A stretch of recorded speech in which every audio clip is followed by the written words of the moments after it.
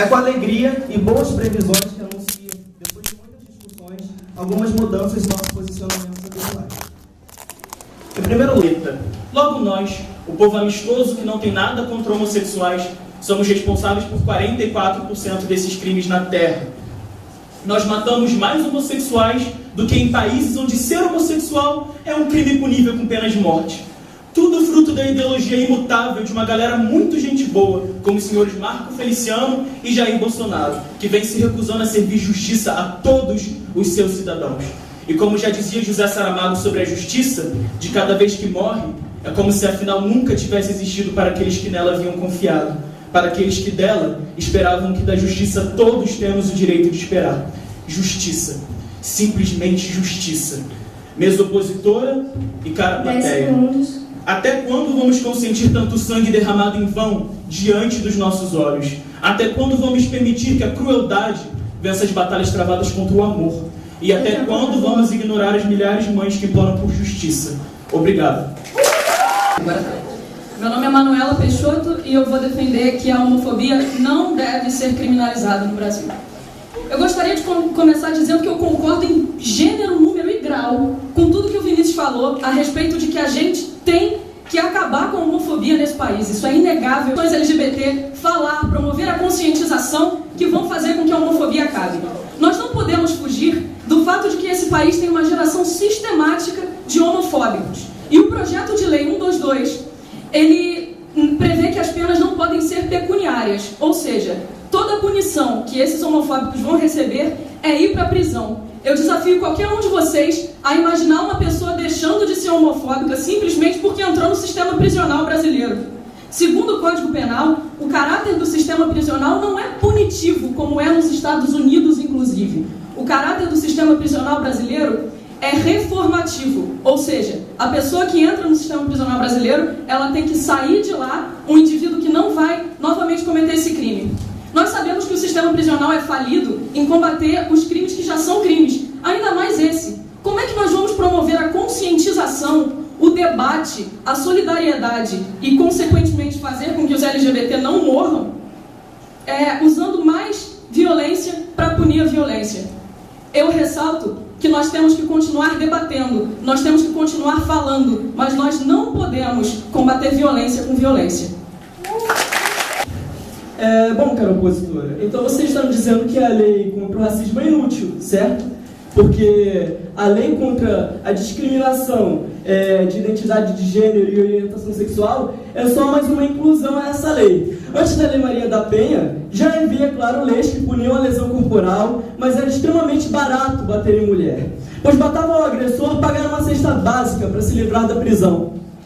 Da mesma forma, quando a própria Lei CAO contra o racismo foi criada, já existiam leis que puniam teoricamente esses crimes, como a injúria. Nesses dois casos, percebeu-se que as leis vigentes não eram suficientes para crimes e violências específicas. Crimes específicos, problemas específicos, demandam leis específicas. Pois bem, o mesmo pode ser dito quanto à questão da homofobia. Atualmente, é barato criminalizar LGBTs, pois as pessoas não são presas por tal conduta, tendo apenas que prestar serviço comunitário ou pagar uma cesta básica. Hoje, as leis vigentes não são suficientes para lidar com esses crimes homofóbicos. A certeza da impunidade cria um vínculo vicioso, onde o preconceito se manifesta na prática de discriminação, ameaças e violências psicológicas e físicas, sem que haja devida contentação necessária em um país cuja Constituição afirma que não haverá discriminação de qualquer natureza. Querem falar de privilégios? Então por que não falamos isso do fato da lei do racismo punir preconceitos por religião? Isso é privilégio, pois quantos casos de discriminação, senhores, ofensas, agressões, assassinatos por conta da religião no Brasil meus opositores trazem ao púlpito? 10, 20? Por serem gays, lésbicas, bissexuais, travestis, já morreram milhares. Meu nome é Manuela Peixoto, continua sendo. A homofobia não deve ser criminalizada no Brasil. Se estamos aqui falando da criminalização da homofobia, há que se problematizar o termo criminalizar. Crime, segundo o Código Penal brasileiro, é aquilo que viola um bem jurídico e é passível de pena. Segundo a PL 122, proposta pela deputada do PT, Yara Bernardi, a punição dos crimes de homofobia não pode ser realizada com penas pecuniárias, como eu já disse, ou seja, multas ou trabalho comunitário.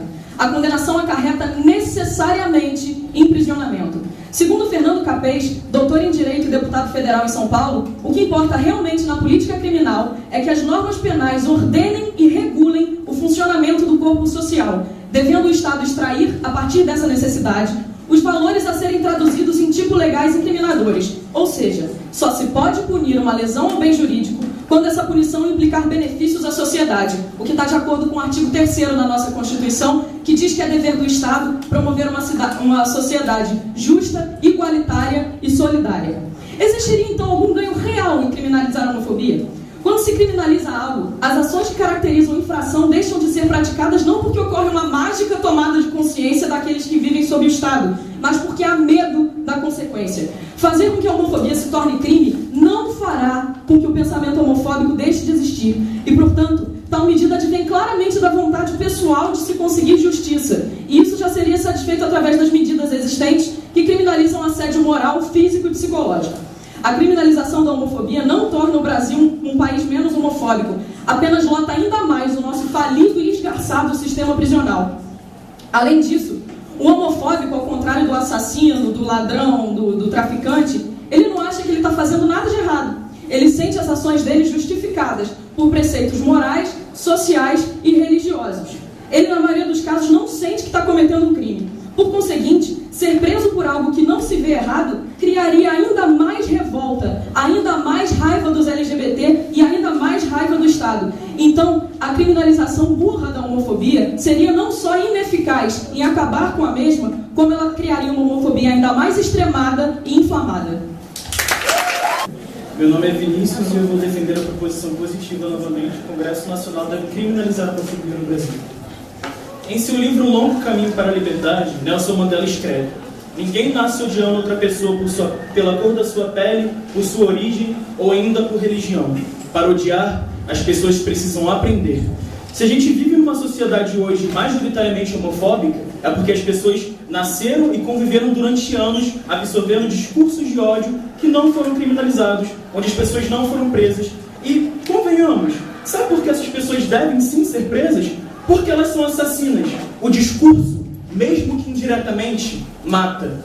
Quando Charlie, diretor do Charlie Hebdo, disse que com uma caneta não se degola ninguém, ele não estava prestando atenção na grande discriminação que os muçulmanos sofriam na França. Muitos morriam, inclusive. Acessem ao site homofobiamata.blogspot.com e vejam por vocês mesmos o produto final disso tudo. Confirme que eu não me posto diante de vocês hoje para contar historinhas, para fazer drama e para vitimizar as situações. Tudo isso é real. As pessoas, por sua orientação sexual e identidade de gênero, estão sendo esfaqueadas brutalmente, apedrejadas dentro de escolas, carbonizadas dentro de carros, esquartejadas dentro de casa, metralhadas a queima-roupa no meio da rua. E essa realidade deve mudar. No fim do dia, qual será a nossa bandeira? A bandeira do Brasil. É claro que ela não precisa ser vermelha e muito menos ter as cores do arco-íris, mas já está mais do que na hora de percebermos que o sol da liberdade já não brilha mais no céu, que nossos bosques não têm mais vida, e que o raio vívido que a terra desce já não é mais de amor e de esperança. Está na hora de pintarmos novamente a nossa bandeira, encontrando as cores da tolerância, do amor e, sobretudo, da justiça. Está na hora de começarmos a fazer jus, verdadeiramente, ao hino da nossa pátria, para que possamos cantar com orgulho. Brasil, de amor eterno seja símbolo, o lábaro que ostentas estrelado. Não me há opção se não segurar a marimba. Eu gostaria de dizer para o meu opositor que os assassinos, as pessoas que carbonizam as outras, as pessoas que esfaqueiam as outras, estão todas na prisão. Isso já é, inclusive, crime há bastante tempo. Mas o negócio específico que a gente está falando aqui é do crime de homofobia. O crime de homofobia é motivado por um preconceito social, um preconceito estrutural e um preconceito justificado. Então, ao invés de falar em aprisionar os criminosos, o que, como eu já disse e digo novamente, não os fará mudar de ideia, por que não estamos sociedade que ele ignora. Por que não fazer esses criminosos prestarem serviços voluntários em abrigos para os LGBT que são expulsos de casa, por exemplo? A criminalização da homofobia, da maneira que está sendo proposta, cria um ciclo muito facilmente visível. O condenado é encarcerado, o que não só custa ao Estado, por preso, 10 vezes mais do que os alunos de escola pública de ensino médio custa, segundo o IBGE, como também o insere em uma lógica corretiva, com taxa de reincidência de mais de 70%. E ao sair da prisão, ele terá muito dificilmente se tornado menos homofóbico. Muito dificilmente o indivíduo que passou por esse processo, que não caracteriza tomada alguma de consciência, sairá dele uma pessoa melhor. O Brasil é uma federação, o que significa etimologicamente que somos regidos por uma Constituição. Se a sociedade que vivemos obedece à Constituição, toda mudança que é feita ao seu texto, como seria a PEC 122, muda também a forma como o Estado se impõe aos indivíduos a eles subordinados. Portanto, devemos ser cuidadosos ao usar a força legítima do Estado para mudar uma opinião. Afinal de contas, se você, opositor, me refutasse com um argumento ruim ou odioso, eu não faria você enxergar a lógica do que eu defendo te dando um soco na cara. Olá de novo, meu nome é Vinícius, mais uma vez, e irei defender a proposição positiva: deve ocorrer a discussão de gênero nas escolas básicas brasileiras. Essa é a carta de suicídio de Lila, que um dia foi Josh. Se você estiver lendo isso, significa que eu me suicidei e não consegui apagar esse post. Por favor, não fique triste. A vida que eu teria vivido não teria valido a pena viver, pois eu sou trans. Para simplificar, eu me sinto uma menina presa em um corpo de menino, e eu me sinto desse jeito desde os meus 4 anos. Não sabia que existia uma palavra para esse sentimento, tampouco que fosse possível para um garoto se tornar uma garota. Então, não contei a ninguém e continuei fazendo as coisas masculinas para tentar me encaixar. Quando eu tinha 14 anos, aprendi o que significava ser transgênero e chorei de alegria. Depois de 10 anos me sentindo confusa, finalmente entendi quem eu era. Contei a minha mãe e ela reagiu de forma muito negativa, dizendo-me que eu jamais seria uma mulher, que Deus não cometia erros. Se vocês estiverem lendo isso, pais, por favor, não digam isso aos seus filhos. Por mais que você seja cristão ou contra pessoas transgênero, jamais diga isso a alguém. Após nos contar sobre como foi dolorosamente rejeitada por seus pais, família e amigos, Lila continua: decidi que já era o suficiente. Nunca farei a transição de forma satisfatória. Nunca ficarei feliz com a minha aparência. Nunca encontrarei um homem que me ame. Nunca serei feliz. Ou viverei o resto da minha vida como um homem solitário que quer ser uma mulher, ou viverei o resto da minha vida como uma mulher solitária que se odeia. Não há saída. Não há outro jeito. Essa é a essência de tudo. O motivo pelo qual quero me matar. Desculpe-me se não há motivo suficiente para você. São motivos suficientes para mim. Para minha herança, desejo que tudo que possuo seja doado para grupos que militam pelo direito de pessoas trans. Não importa qual. O único jeito de eu descansar em paz será sabendo que um dia pessoas transgênero não serão tratadas como eu fui. Serão tratadas como humanas, com direitos e sentimentos humanos. Gênero precisa ser ensinado nas escolas. Quanto mais cedo, melhor. Minha morte precisa significar alguma coisa. Minha morte precisa ser acrescida ao número de pessoas transgênero que cometeram suicídio esse ano. Quero que alguém olhe esse número e diga: isso é uma merda. E conserte isso. Consertem a sociedade. Por favor. Adeus. Lila. Bom, Vinícius, eu concordo com você. Essa pessoa deve ser abraçada, deve ser amada, deve ser respeitada. Mas você fugiu do tema. A gente está falando do ensino do gênero nas escolas. E o ensino do gênero iria mudar a vida de 100% da população para abraçar uma causa que só abrange 0,2% da população. O ensino do gênero na escola não vai diminuir o preconceito, uma vez que a criança ainda não tem discernimento do que é correto ou errado. Certos ensinamentos estariam em conflito com as opiniões de seus responsáveis. Lembrando que o artigo 12, parágrafo 4 da Convenção Americana dos Direitos Humanos é claro em afirmar que os pais têm direito a que seus filhos recebam educação moral e religiosa que esteja de acordo com suas próprias convicções. E ainda, há uma agravante em tal ação: a criação das crises de identidade, já citada pelo psicanalista Erik Erikson. Ele diz que na fase compreendida entre 12 e 18 anos, travamos uma batalha de identidade versus confusões de papéis. E na minha humilde opinião, e na nem tão humilde opinião de um especialista no assunto, que mora em um país em que a ideologia de gênero já é aplicada, o ensino da ideologia iria acarretar um transtorno psicológico maior ainda ao jovem adolescente, que acaba sendo prejudicado por uma iniciativa equivocada que pretendia ajudá-lo. Obrigado. Meu nome é Vinícius e vou defender que deve ocorrer a discussão de gênero nas escolas brasileiras. Me entristece que meu opositor tenha afirmado que devemos deixar os trans à margem da sociedade por serem apenas 0,2% da sociedade. A escola deve ser um espaço democrático que abraça todos os tipos de diferença. Meu opositor diz que as discussões de gênero nas escolas não combinam com as aspirações das famílias e dos pais dos alunos. Então, deixe-me contar uma história. Horrorizado porque Alex, criança de 8 anos de idade, gostava de dança do ventre e de lavar louça, seu pai, Alex André, passou a aplicar o que ele chamava de corretivos. Surrava o filho repetidas vezes para ensiná-lo a andar como um homem. Até que no dia 17 de outubro de 2014, iniciou outra sessão de espancamento. 2 horas depois, Alex foi levado para um posto de saúde.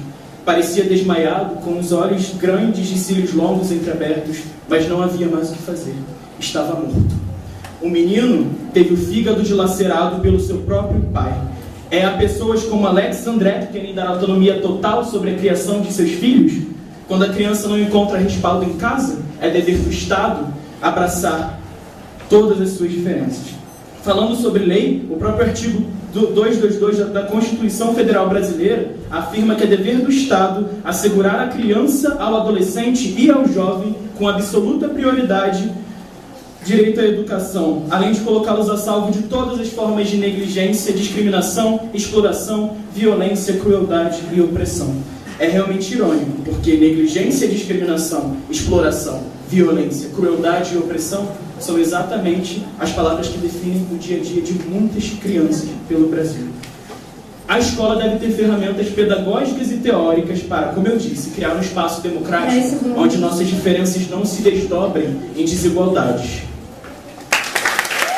Meu nome é Paulo e eu vou defender a proposição negativa. A discussão de gênero não deve fazer parte do ensino básico. Mesmo a Lei 3.005/2014 sendo rejeitada pelo Congresso, o MEC, em 2015, se baseou na mesma para a proposta de lei, diretrizes, metas e estratégias dos planos estaduais do município de educação, que vai de 2015 a 2025, e pretende incluir a ideologia de gênero nas escolas e a possibilidade de ensinar a criança a partir dos 3 anos, repito, a partir dos 3 anos, que não existe diferença entre homem e mulher, sendo que todos nós sabemos que existem diferenças sim, no mínimo hormonais, que fazem com que nós tenhamos diferentes tipos de comportamento. Apesar de haver tentativa de diminuição do preconceito com pessoas que não se encaixam no padrão da família tradicional, discutir a ideologia de gênero nas escolas com crianças tão novas não se suscitará o efeito esperado, tendo em vista que elas possuem apenas 3 anos. As mesmas não iniciaram seu processo de reconhecimento sexual, e afirmar para elas que não existem homem nem mulher e que a mesma deve construir o seu gênero ao longo do tempo, deixaria a criança confusa e atrapalharia a sua concepção natural do mundo. Além disso, por se tratar de um assunto complexo e sem prévio aviso, ou debate com os responsáveis, tais didáticas criam repulsa em responsáveis que não compreendem o assunto por completo e, na tentativa de defender seus filhos, podem isolá-los do ambiente escolar.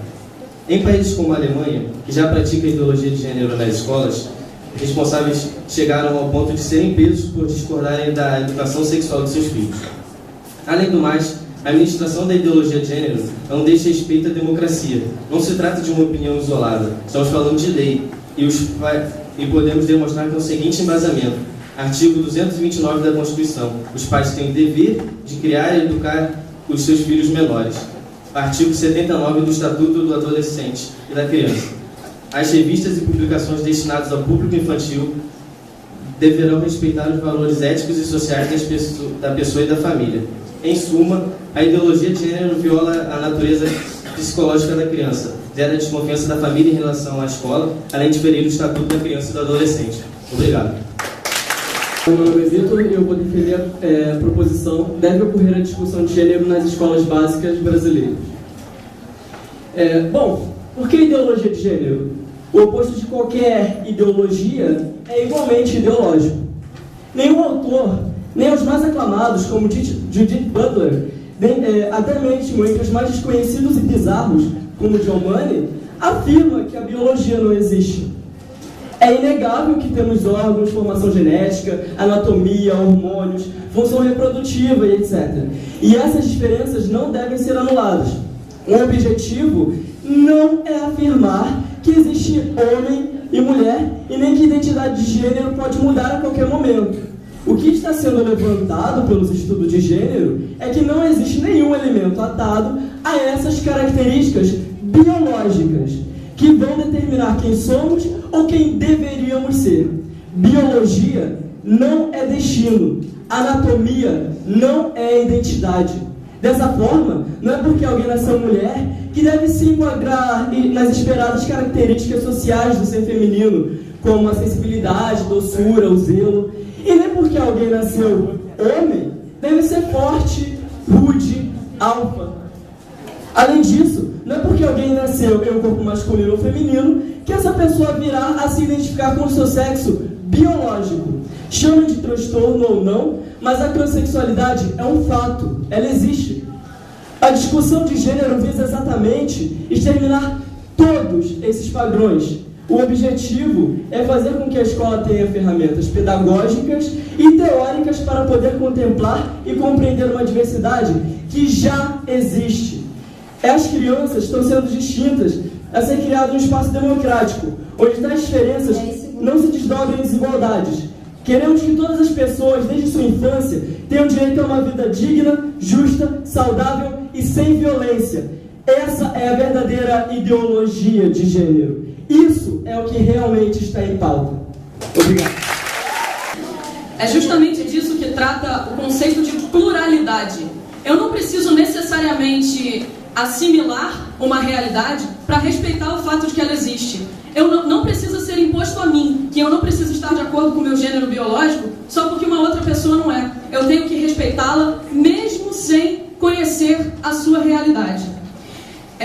Foi partindo do pressuposto de que essas diferenças biológicas, né, como ele falou, ou de que o corpo não está ligado à parte psicológica, que a biologia não impõe nenhum tipo de comportamento, que nós tivemos o caso de David Heimer, que foi um canadense nascido saudável do sexo masculino, que passou por uma cirurgia de circuncisão que teve uma complicação e acarretou a perda de seu órgão genital.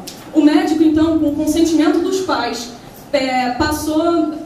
fez uma cirurgia de redesignação de gênero em David Heimer e ele foi criado a vida inteira como mulher, tomando hormônios. Foi ensinado para ele que ele era mulher. Afinal de contas, a partir do princípio da ideologia de gênero, isso são papéis simplesmente impostos.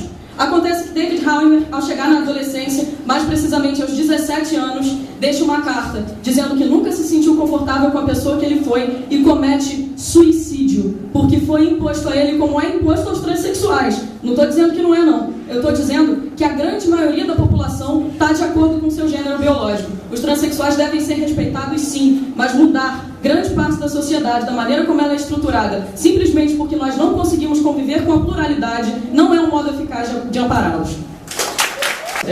Meu nome é Vitor Duarte e eu vou defender a proposição: a transexualidade deve ser retirada do cadastro de doenças da OMS. Por que não se identificam com seu gênero biológico? Pessoas que não se identificam com seu gênero biológico são consideradas como doentes mentais nos principais manuais de diagnósticos. A OMS inclui as pessoas transexuais na mesma e ampla categoria que a pedofilia e a cleptomania. Oficialmente, não existe transexualidade, apenas transtorno de identidade de gênero. Uma das bases para a definição de transtorno mental para a OMS é que está associado a um mal-estar mental e a problemas que impedem um funcionamento adequado do raciocínio. Pois bem, comportamentos sexuais que são inteiramente privados, repito, sexuais, que não resultem em danos a outras pessoas e não devem ser considerados uma condição de saúde. Não há razão para isso.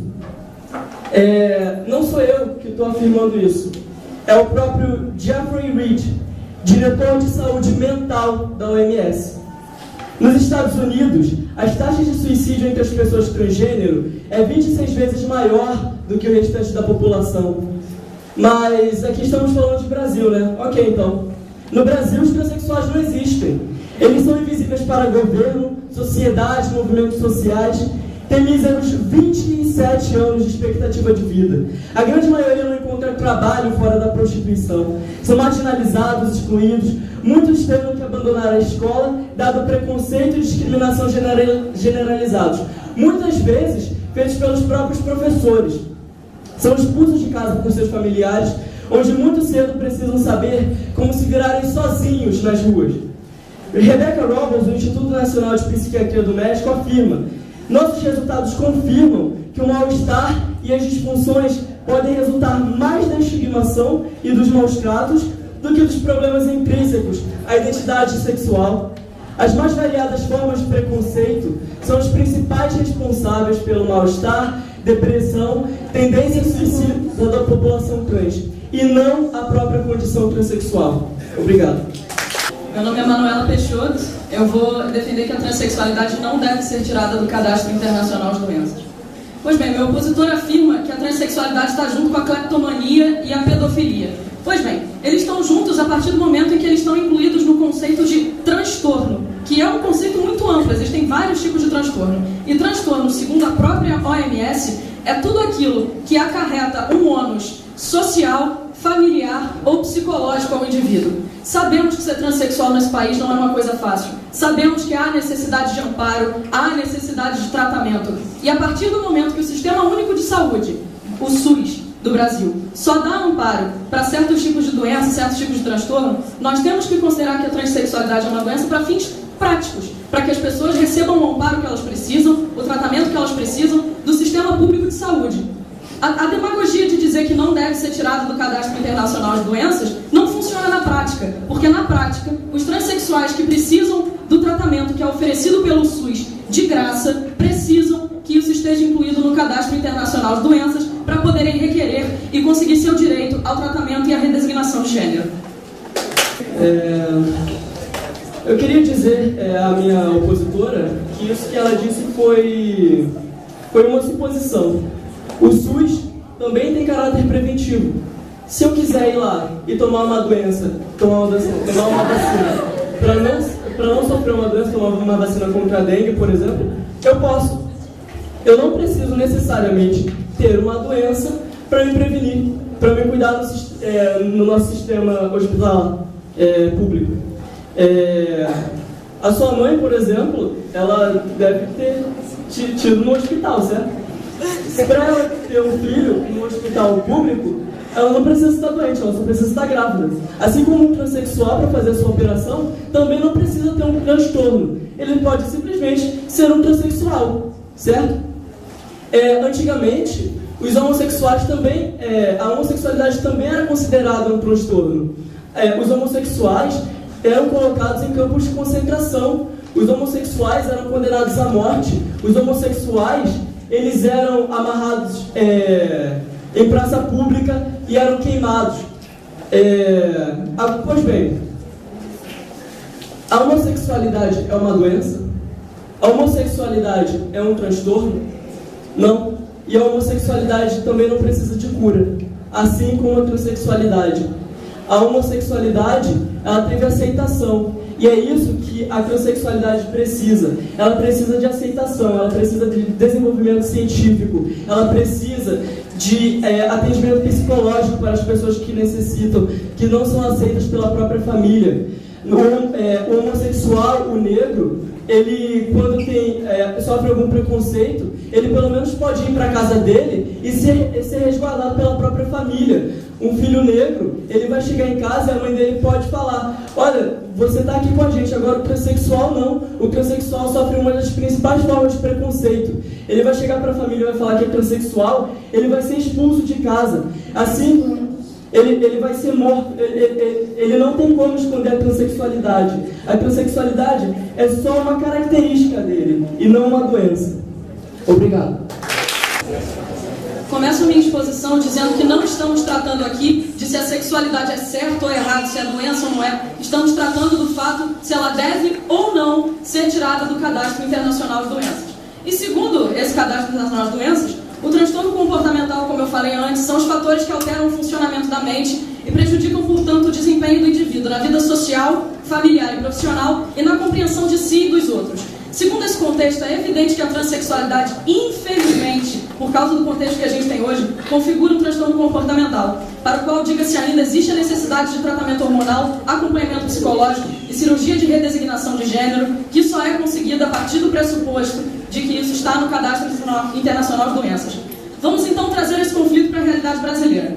Por aqui, o único órgão que garante o acesso das pessoas com a não adequação ao gênero biológico ao devido tratamento é o SUS. O SUS é um sistema público de saúde, ou seja, ele previne doenças, ele faz conscientização contra doenças, ele cura doenças. O fato de que a transexualidade é considerada uma doença permite que os indivíduos com esse transtorno recorram à justiça. Os processos que são feitos para as pessoas conseguirem a cirurgia partem desse pressuposto. E reconhecer o caráter patológico desse transtorno garante às pessoas o direito de se curar e conquistar a identificação física com o gênero ao qual elas realmente se adequam, para que elas levem, assim, uma vida plena e feliz. Devemos ainda problematizar o fato de que a sociedade entende os transtornos mentais como um demérito. Não o são. Não devemos relutar em chamar algo de transtorno mental, porque essa denominação acarretaria esse ou aquele preconceito. Ao contrário, temos que lutar para que as pessoas não diminuam umas às outras por algo que elas não podem controlar. A demagogia inútil de insistir em dizer que não há nada de comum nesse tipo de conflito faz com que nós pensemos que não há nada de errado no que acontece e, portanto, está remediável. Devemos pensar em soluções. Existe a necessidade de tratamento, e o tratamento só se consegue, infelizmente, através do sistema judiciário do Brasil, partindo do pressuposto de que há doença. Meu nome é Vinícius, irei defender a proposição positiva. A transexualidade deve ser retirada do cadastro de doenças da OMS. Vou repetir que dizer que o SUS não fará as cirurgias caso não seja mais considerado uma doença é suposição. A gente tem que trabalhar com fatos. E eu disse que o SUS tem caráter preventivo. Na verdade, meu colega de equipe disse. Durante séculos e mais séculos, se não milênios, temos convivido com um dos maiores males da humanidade. Com uma mazela que, vestida do mais impecável dos disfarces e armada de lâmina fatal, nos derrotou por diversas vezes. Não apenas com golpes diretos e pela força bruta, mas também nos colocando uns contra os outros, fazendo-nos esquecer qualquer sentimento de irmandade. Lembram-se das batalhas mais marcantes? Aquela contra os narizes grandes e feições marcantes também não arianas. Aquela em oposição à abundância de melanina. Aquela em oposição ao amor e ao afeto. Perdemos milhões de soldados e pedimos perdão às suas famílias por nossa incompetência. Mas o que aprendemos com nossas derrotas? Pois hoje, o mesmo oponente de sempre, cujos golpes já conhecemos e cujos movimentos já são previsíveis, resiste, como um parasita de 1000 braços, numa valentia aterrorizante. Estamos sendo enganados por completo, mais uma vez, pelo maior de nossos inimigos. Deixaremos que o preconceito nos vença novamente? Senhores, se há algo que deveria estar no Cadastro Internacional de Doenças da OMS, esse algo é o preconceito da sociedade brasileira, pois a única coisa deplorável, nojenta, sem sentido e pela qual deveríamos estar procurando uma cura, esse algo é o preconceito. Pois é ele quem nos vem matado e destruído aos poucos, ele que nos corrói e machuca diariamente. É ele que nos acorrenta a uma sociedade condenada à barbárie. Os transexuais não são doentes. Os problemas de depressão, estresse pós-traumático e todos os muitos outros são causados por pressão social pautada no preconceito e só não enxerga quem não quer. Precisamos perceber que estamos travando batalhas contra não só nossos irmãos, mas contra nós mesmos. Por fim, faço minhas as palavras do filósofo iluminista Montesquieu. A injustiça que se faz a um é a ameaça que se faz a todos.